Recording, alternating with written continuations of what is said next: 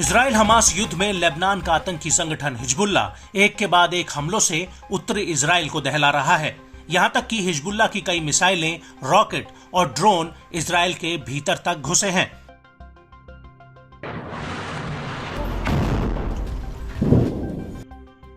जिससे Israeli defence forces को काफी नुकसान हुआ है। लेकिन इन हमलों में हिजबुल्ला के निशाने पर इजराइल का ईलत बंदरगाह वाला शहर है, जिसे वो फिलिस्तीन का बताता है, क्योंकि हाल ही में हिजबुल्ला और यमन के आतंकी संगठन हूती ने ईलत बंदरगाह को निशाना बनाया है, जिसकी वजह से मालवाहक जहाज इस तट पर आने से कतरा रहे हैं। या यूं कहें कि इजराइल का ईलत बंदरगाह, जिस पर कभी जहाजों की आवाजाही लगी रहती थी, अब वो सुनसान वीराने में तब्दील हो चुका है।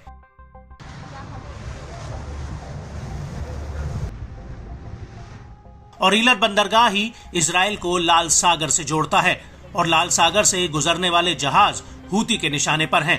लेकिन इन हमलों की वजह से ईलत पोर्ट पर काम करने वाले लोगों की नौकरियों पर खतरा मंडरा रहा है।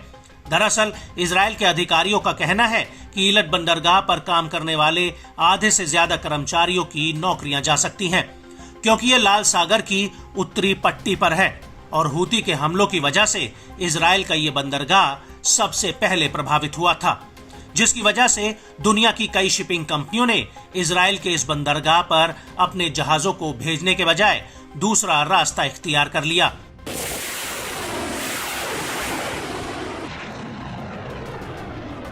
और इसका सीधा प्रभाव यहां पर काम करने वाले श्रमिकों पर पड़ा है। बंदरगाह प्रबंधन का कहना है कि उसका इरादा 120 कर्मचारियों में से आधों को नौकरी से निकालने का है, जिसकी वजह से बुधवार 20 मार्च 2024 को इन कर्मचारियों ने एक बड़ा विरोध प्रदर्शन किया था। आपको बता दें कि इजराइल के लिए ईलत बंदरगाह बेहद ही अहम है, क्योंकि यहां से डेड सी से कारों का आयात और पोटाश का निर्यात होता है। यह आकार में हाइफा और अशदोद में इजराइल के भूमध्य सागरीय बंदरगाहों के मुकाबले छोटा है। ईलत जो अकाबा में जॉर्डन से लगता हुआ एकमात्र एक ऐसा तटीय पॉइंट है जिससे इजराइल बिना स्वेज नहर का रास्ता अपनाए पूर्व में आसानी से जा सकता है।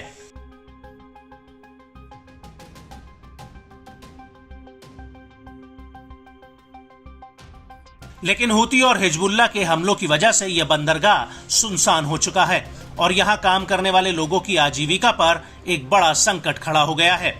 और इजराइल की हिस्टाद्रूत लेबर फेडरेशन ने भी पोर्ट मैनेजमेंट के इस फैसले का कड़ा विरोध किया है।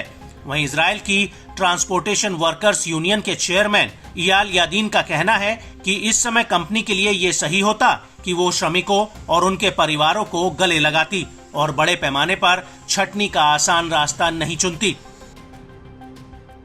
आपको बता दें कि ईलत बंदरगाह से होकर गुजरने वाले जहाज अब अफ्रीका होते हुए लंबा रास्ता अपना रहे हैं, जिससे 2 से 3 हफ्तों का समय तो ज्यादा लग ही रहा है, साथ ही ये रूट शिपिंग कंपनियों के लिए काफी खर्चीला पड़ रहा है।